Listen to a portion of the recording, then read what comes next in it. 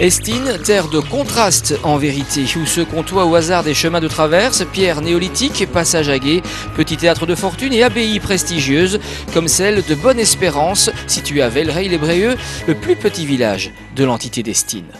Vous l'aurez certainement remarqué, au gré de vos balades et de vos envies dans notre belle province, eh bien oui, c'est la période des moissons et avec elle toutes les fêtes qui l'accompagnent. C'est le cas ici à l'abbaye de Bonne-Espérance, à Vellereille-les-Bréeux très précisément. C'est situé tout près de Binche.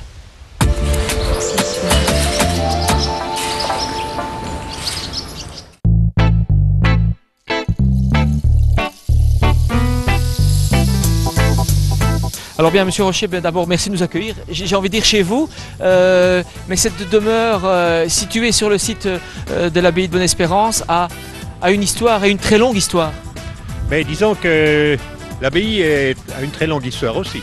Elle est fondée en 1129, donc ça veut dire qu'il y avait vraisemblablement une ferme dès l'origine. Cette ferme qui est inoccupée à l'heure actuelle revit une fois par an lors des fêtes de la moisson qui sont devenues évidemment très connues dans la région.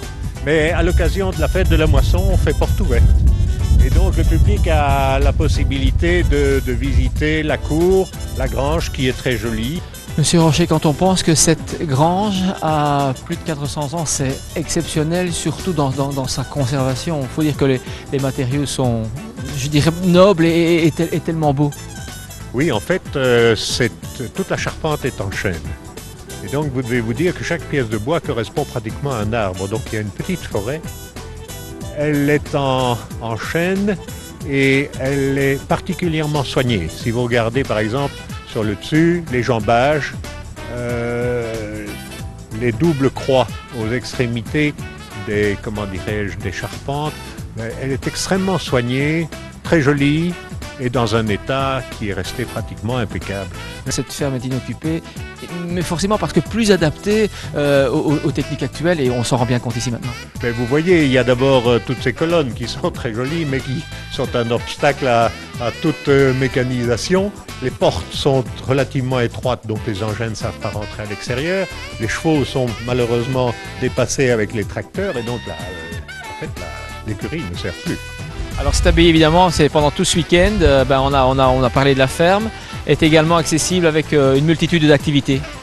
Oui, le gros des activités se fait sur les champs, parce que la fête attire énormément de monde, il y a à peu près 15 000 personnes, et donc malgré que l'abbaye fasse 12 hectares, c'est un petit peu court. Et donc nous avons tous les champs où on a tous les travaux de la moisson, les expositions et les concours, et alors ici à l'intérieur vous avez les artisans, qui se trouve aux environs du moulin. C'est un bâtiment classé, c'est important. C'est important pour vous aussi, surtout, et pour la restauration, bien entendu.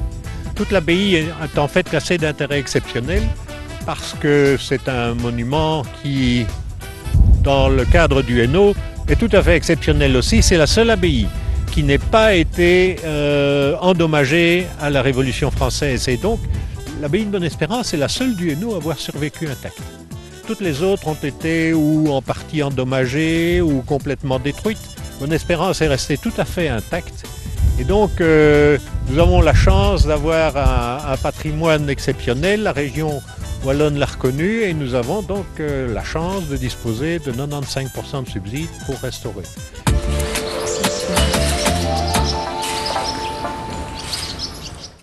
Si vous désirez prolonger un peu plus encore votre séjour dans la région, Braine-le-Comte n'est pas si loin pour une balade gourmande, une promenade champêtre et forestière de 9 km agrémentée d'étapes de dégustation de produits artisanaux.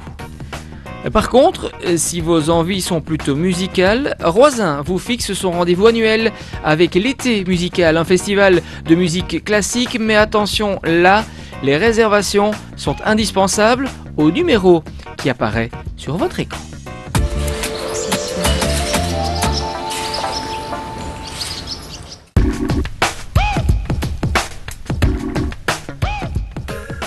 Le musée du masque à Binche, ce n'est pas le musée du masque, mais j'ai envie de dire le musée des masques. Ce n'est pas non plus le musée du carnaval de Binche, mais aussi le musée des carnavals. Ça se veut être un musée vivant, un musée pour les gens. C'est en tout cas le message que nous désirons faire passer. En effet, c'est un tour du monde magique, fascinant, du monde des masques, des traditions masquées et des carnavals dans le monde. Sa particularité à l'heure actuelle, on peut dire, c'est quoi? Je dirais c'est sa façon de voir, sa dimension humaine et ethnographique qu'on désire principalement exploiter, et aussi son attractivité ludique, venir en famille et s'adapter au monde des enfants particulièrement. Et alors Martine, on a dit c'est le musée des masques, des carnavals, du monde, mais il y a ceux de Wallonie déjà. Je pense que ça aussi de nous c'est incontournable. Les Blancs Moussus en sont la preuve. Bien sûr, et c'est l'occasion de parcourir les différents carnavals de Wallonie. Pour eux, c'est une excellente vitrine, et pour nous, c'est l'occasion de montrer ce qui existe autour de nous et de façon pas trop large par rapport aux autres salles. Ils sont tous là? Vous n'en avez oublié aucun? Il n'y en a pas beaucoup, non. Il n'y a que quelques-uns qui ont accepté de venir dans ce musée. Le départ, c'est d'accueillir les enfants finalement, parce que c'est peut-être la base de tout. Essayer d'amener le public au musée, ça commence par les plus petits. Les enfants seront les adultes de demain. Si on veut qu'à leur tour, ils amènent leurs enfants au musée, il faut qu'ils soient venus très jeunes. Et on a créé cette section qu'on appelle l'aile du musée des enfants. Mais la section se visite de 7 à 77 ans, parce qu'il faut venir avec les parents, les grands-parents. Et cette section a été créée pour montrer plusieurs choses. D'abord pour leur expliquer les différentes fonctions d'un musée, les multiples fonctions d'un masque, son universalité, et les différentes matières dans lesquelles ils sont fabriqués. Et ensuite d'aborder d'une façon tout à fait différente le carnaval de Binge, le cycle carnavalesque, son déroulement, mais ouvrir les coulisses de ce carnaval pour présenter la fabrication des costumes, la fabrication des chapeaux pour les femmes et le déroulement du carnaval. On est ici maintenant dans la section carnaval d'Europe. On va vers carnaval d'Europe et du monde avec des pièces tout à fait remarquables. On a vu des hommes de paille. On voit tellement rarement ça. Oui, et il faut dire que le musée a été créé justement pour établir la comparaison entre toutes les ethnies du monde où se célèbrent les fêtes de fin d'hiver et de début de printemps. On retrouve donc des éléments partout, des éléments communs, comme les sonnailles, comme la paille, comme le fait d'avoir quelque chose en main pour chasser l'hiver, chasser le mauvais esprit. Donc c'est très intéressant d'exploiter tous ces thèmes. Le musée, lui, il est quand même ouvert toute l'année, on peut venir tout le temps ici? Oui, il faut venir, et en dehors du carnaval, j'ai envie de dire, parce qu'on se bouscule au portillon pendant la période carnavalesque, et si on veut avoir un service maximum, un accueil qui soit tip-top, eh bien il faut venir en dehors du carnaval. Le thème du masque peut s'exploiter toute l'année.